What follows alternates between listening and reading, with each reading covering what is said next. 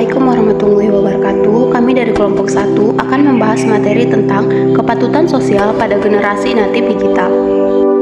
Adapun anggota kelompok 1 yaitu Apeni Kurnia Mursida dengan NIM akhir 080, Nurul Izah Kurnia dengan NIM akhir 083, dan Novit Aprilia dengan NIM akhir 084. Generasi natif digital. Hasugian 2011 membagi generasi manusia ke dalam 6 kategori. Yang pertama, The Greatest Generation, yaitu generasi yang lahir pada masa Perang Dunia II, yaitu pada rentang tahun 1901 hingga 1924. Kemudian yang kedua ada The Silent Generation, generasi yang lahir pada rentang tahun 1925 hingga 1942. Yang ketiga, Generation The Baby Boomers, yaitu generasi yang lahir pada rentang tahun 1943 hingga 1960. Yang keempat ada generasi X, yaitu generasi yang lahir pada periode 1961 hingga 1981. Yang kelima ada generasi milenial, yaitu yang lahir pada rentang tahun 1982 hingga 2002. Dan yang terakhir yaitu ada generasi digital natif atau generasi Z, generasi manusia yang lahir dari tahun 1994 sampai sekarang. Generasi digital natif disebut juga sebagai The Native Gadget yang lahir pada abad digital. Artinya lebih banyak menggunakan gadget untuk beraktivitas dalam keseharian.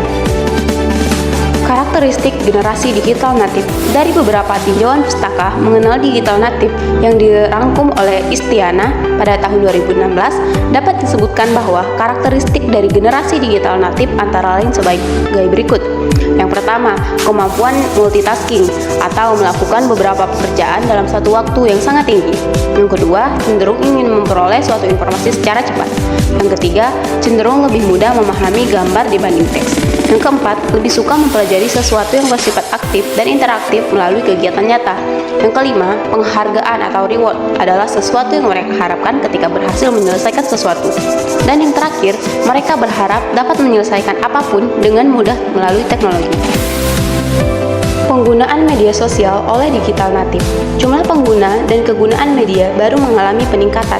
Hampir seluruh kegiatan dapat terselesaikan melalui berbagai macam akses internet yang mudah didapat, seperti e-commerce, transportasi daring, e-tools, e-learning, dan beragam perkembangan kecanggihan internet yang dipergunakan dalam keseharian manusia. Fasilitas internet yang mudah didapat menjadi seluruh masyarakat dari beragam usia dan beragam profesi menggunakannya. Seluruh orang dapat mengakses segala macam konten yang ditawarkan oleh berbagai situs dan media sosial. Penggunaan media sosial oleh digital natif dapat dilihat pada diagram yang telah disajikan. Natif digital melawan digital hoax. Hoax merupakan masalah kita bersama selaku warga negara Indonesia.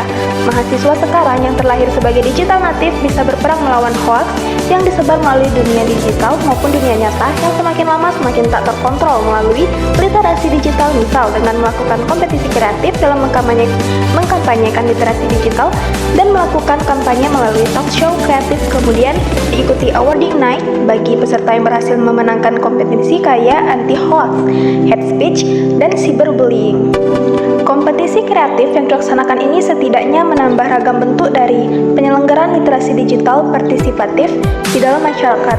Adapun beberapa output dari kegiatan literasi digital ini adalah mahasiswa lebih peka dan sensitif terhadap mana informasi hoax dan mana informasi yang terpercaya melalui pelacakan sumber yang jelas. Kemudian, mereka tidak memproduksikan pesan-pesan yang salah. Kemudian, jika terdapat indikasi hoax, dapat segera melaporkannya kepada pihak yang berwenang. Menyikapi cara mendidik anak era natif digital. Hadirnya teknologi digital memberikan banyak manfaat bagi kehidupan manusia. Contohnya, memudahkan saat berkomunikasi, memudahkan dalam persebaran suatu informasi, memudahkan proses pembelajaran, hingga menstimulasi otak untuk menumbuhkan kekreativitasan.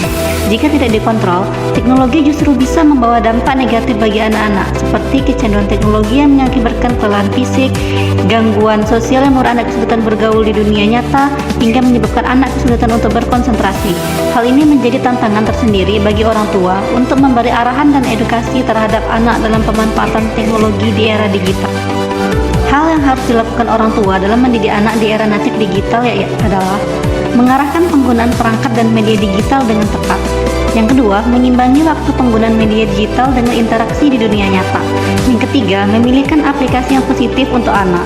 Yang keempat, menggunakan perangkat digital dengan bijaksana. Dan yang terakhir, menelusuri kegiatan anak di dunia maya. Contoh kasus yang relevan dalam kehidupan sehari-hari. Dalam beberapa tahun terakhir, generasi natif digital telah menjadi target utama penyebaran hoax di media sosial dan platform daring lainnya. Salah satu contoh kasus yang sering terjadi adalah penyebaran berita palsu atau informasi yang tidak benar mengenai kesehatan dan penyakit. Misalnya, ada sebuah klaim yang viral bahwa minum air panas dengan perut kosong dapat menyembuhkan segala jenis penyakit, termasuk kanker. Klaim tersebut tidak didasarkan pada bukti ilmiah yang valid, namun cepat menyebar di kalangan generasi natif digital. Tanggapan pertama, generasi natif digital harus dilatih untuk berpikir kritis saat menghadapi informasi yang mereka temui di media sosial dan platform daring. Mereka harus mempertanyakan tujuan di balik penyebaran informasi tertentu, mencari bukti dan referensi yang mendukung, serta melibatkan diri dalam diskusi yang sehat dalam berbagai perspektif atau pandangan. Dalam menghadapi tantangan penyebaran hoax ini, penting bagi generasi natif digital untuk menjadi pengguna internet atau media sosial yang cerdas, kritis, dan bertanggung jawab terhadap informasi yang mereka temui di dunia digital. Tanggapan kedua dari kasus di atas yaitu bahwa generasi natif digital harus memiliki kesadaran pentingnya memverifikasi informasi sebelum membagikannya. Mereka dapat mencari sumber yang terpercaya dan diverifikasi secara ilmiah untuk memastikan kebenaran informasi sebelum mempercayainya dan menyebarkannya ke orang lain. Generasi natif digital juga memiliki tanggung jawab untuk melaporkan konten yang mereka yakini merupakan hoaks kepada administrator, platform, atau lembaga yang berwenang. Selain itu, mereka juga harus berperan aktif dalam menghindari menyebarkan informasi yang tidak terverifikasi dan berpotensi merugikan. Tanggapan ketiga, pendidikan literasi digital menjadi penting untuk generasi natif digital. Mereka harus dilengkapi dengan pengetahuan tentang bagaimana membedakan antara informasi yang valid dan berita palsu. Mereka juga harus belajar tentang teknik verifikasi sumber, kesalahan penalaran, dan manipulasi yang mungkin ada di balik hoax. Generasi natif digital harus dilatih untuk mengandalkan sumber informasi yang terpercaya dan diverifikasi. Mereka harus memahami peran institusi resmi, seperti lembaga kesehatan, universitas, atau badan penelitian dalam menyediakan informasi yang tepat dan terpercaya.